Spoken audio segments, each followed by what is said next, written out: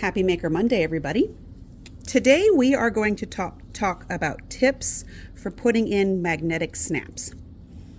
I love magnetic snaps because, one, they're magnetic, so they're cool. Two, they're really easy to set in and they're really sturdy. There's a couple of things that will make this go a little bit better for you in the long run. I am currently making the Stella bag. I'm making the wallet part of the Stella bag and wallet, this little thing right here. It's a really well-written pattern. The directions are simple. The diagrams are really good. I really like the pattern, first of all.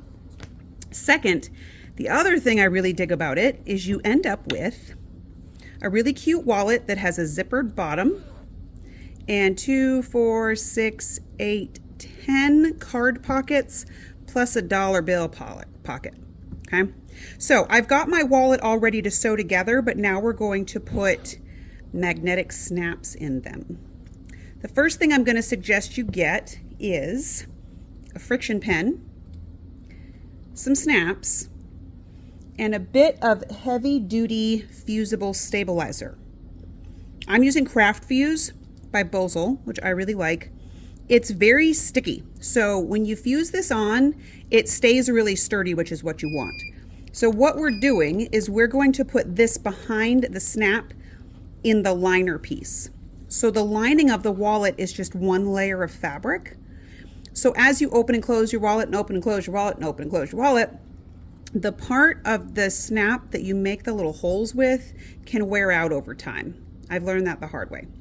So what we're going to do is take a little bit of this fusible interfacing. Again, Craft Fuse is what I'm using. My snap is 3/4 of an inch, so I've cut my interfacing to be bigger all the way around. The reason for that is as you're pulling on this is just going to give it more stability. That's really all we're going for here. All right, so I have marked, based on the pattern, where my snap is supposed to go. I'm going to take my pin and I'm going to put it through the fabric just so I can see on the back. Okay, now you can then mark this with your friction pen on the other side if you choose to, just so you can see it. All right, now of course I'm going to put this on. I marked it with a friction pen and now I'm going to iron this, so the front part's going to go away anyway, but it lets me lay out the layout really well. I made this oversized for a number of reasons. One, to give it more stability. Two, I don't have to perfectly center this for me to hit the right spot with my snap. So I'm going to fuse this on. This particular stabilizer likes steam. So if you use the steam on your iron, it's going to become really pliable and it's going to fuse real nicely. Now, here's another side point. Here's one of those reasons why I don't like to mark the fronts of my quilt with friction pens. Because when you iron it off, can you see that little shadow that's right there? See how it left a little shadow? If you're marking on stuff that's dark, the friction pen is going to leave a shadow. I usually only use my friction pen where I'm not going to see it. So if that happens, I'm not sad. Okay, so I have my stabilizer here. I have my marking point there. Your magnets come like this. There's the front part, there's the male side, and there's the female side, and each one has a little washer to it. Okay, I will usually put the male side on the front of my flap and the female side on the inside. You can put it any way that you prefer. That part doesn't really matter that much. But I take the little washer part and I use this as my template. If I line up the little circle with my X, I can see that through the circle. Then I can take my pen and I can mark the little lines. Okay. So I'm going to mark the lines of where I want to cut my holes. Okay. You want to be able to see it enough that you can get there. I will take a smallish cutting mat and put it underneath my wallet here, and then I'm going to use, this is called a slice pin. It's a, what's that stuff called? It's a ceramic tip, so it doesn't cut your finger, but it will cut fabric. I have a small cutting mat that I can put down on my ironing surface. Okay, and you can see my two little lines there. I'm going to use the slice pen and I'm going to cut right through those two lines that I made. Okay, so even though it doesn't cut my finger, look, it cuts through fabric real well. Okay, so we made a nice fine little slice there. You can flip it to the back, make sure it went through both sides, and it did. See the openings? You don't need a huge opening. All you want to be able to do is get these brads through those holes.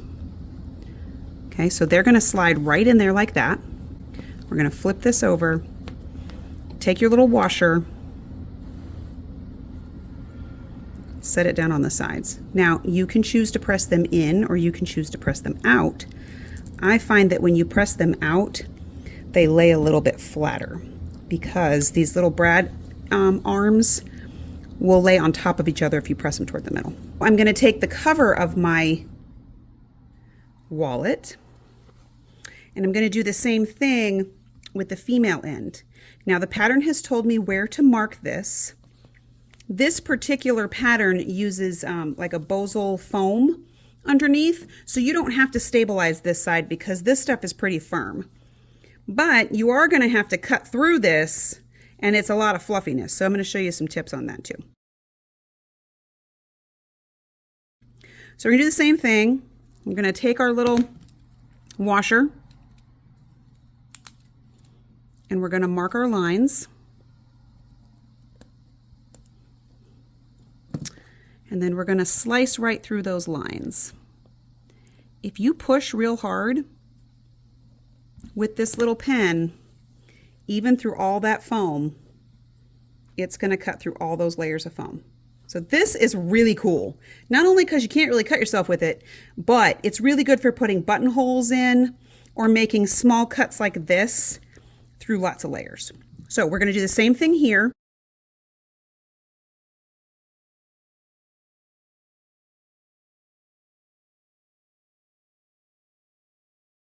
Now, since it's a magnetic snap, you need to do this before you sew your project together. Okay, so I have my snap here and I have my snap here. Now, when I go to put this together, I'm going to sew all the way around this. When I fold this up, it's going to close like a wallet.